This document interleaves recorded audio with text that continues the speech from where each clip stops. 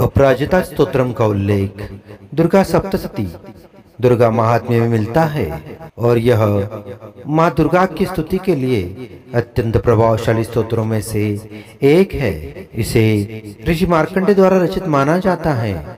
अपराजिता स्तोत्रम माँ दुर्गा की अपराजय शक्ति का गुणगान करता है।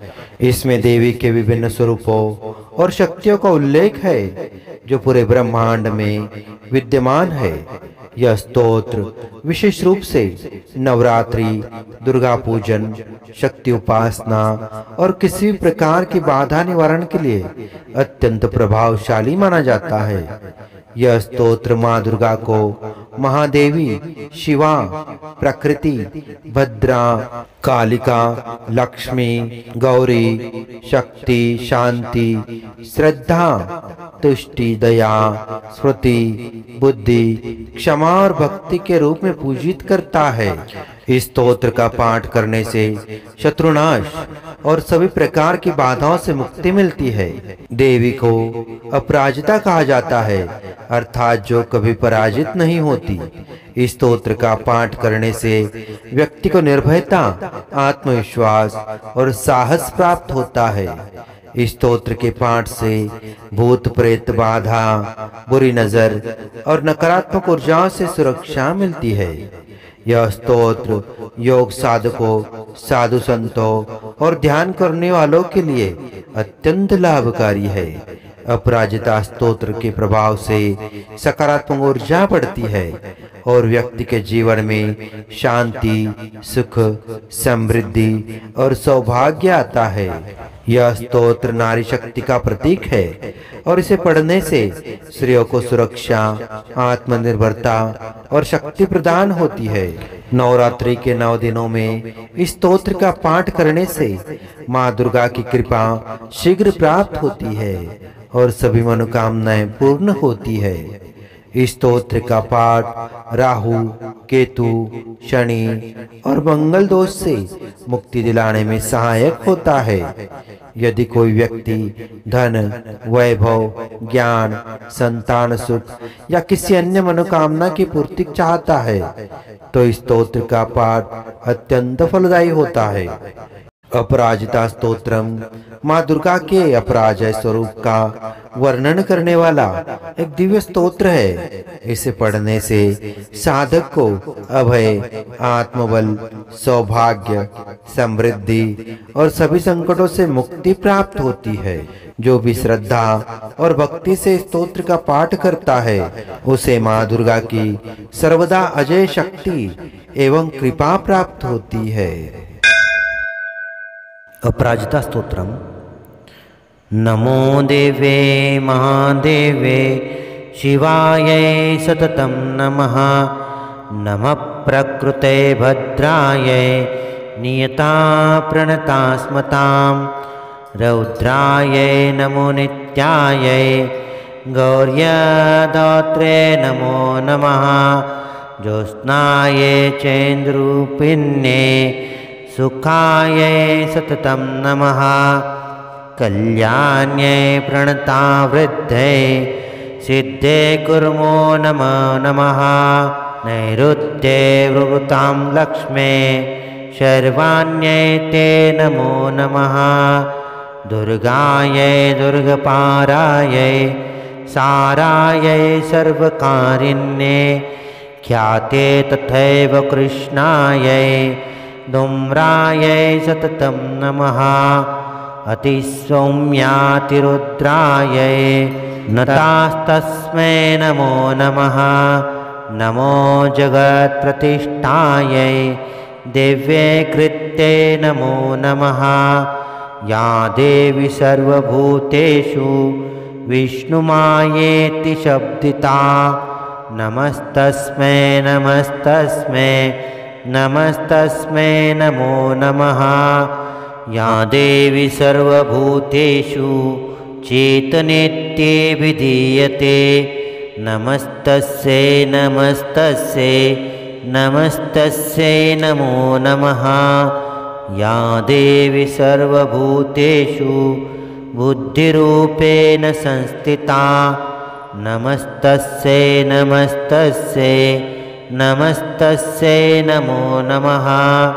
या देवी सर्वभूतेषु निद्रारूपेण संस्थिता नमस्तस्यै नमस्तस्यै नमस्तस्यै नमो नमः।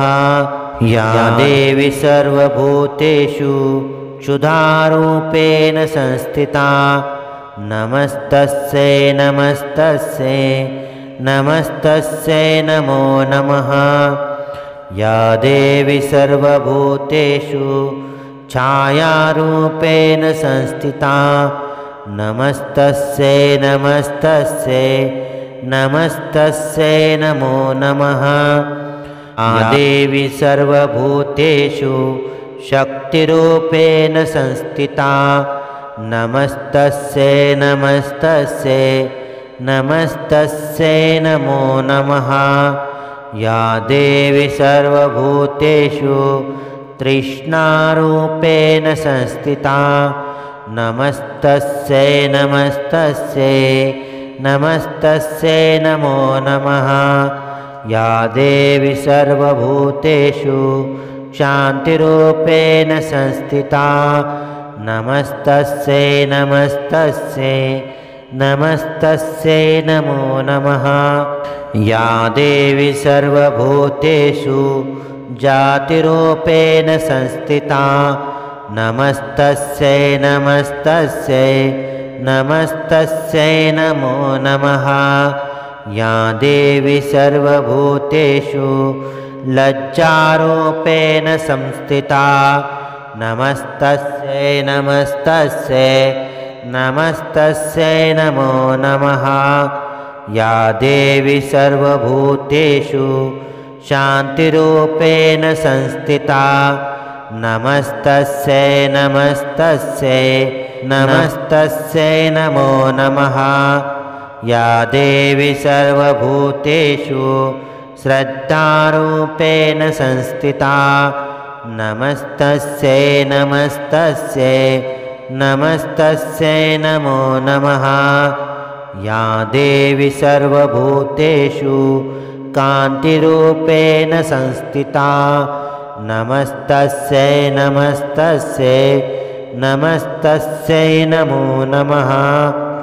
या देवी सर्वभूतेषु लक्ष्मीरूपेण संस्थिता नमस्तस्यै नमस्तस्यै नमस्तस्यै नमो नमः। या देवी सर्वभूतेषु वृत्तिरूपेण संस्थिता नमस्तस्यै नमस्तस्यै नमस्तस्यै नमो नमः।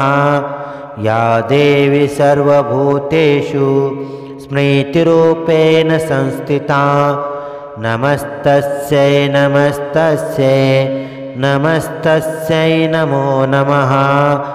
या देवी सर्वभूतेषु दयारूपेण संस्थिता नमस्तस्यै नमस्तस्यै नमस्तस्यै नमो नमः।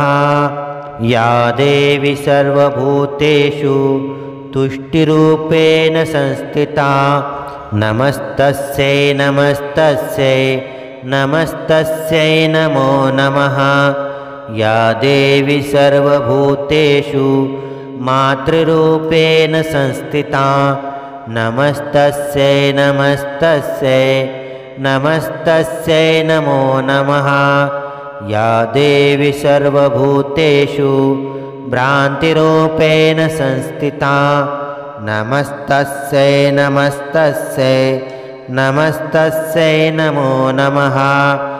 इन्द्रियाणामधिष्ठात्री भूतानां चाखिलेषु या भूतेषु सततं तस्यै व्याप्ते दिव्यै नमो नमः। चीतिरूपेण या कृत्स्ने मेतद्व्यापस्थिता जगत् नमस्तस्यै नमस्तस्यै नमस्तस्यै नमो नमः।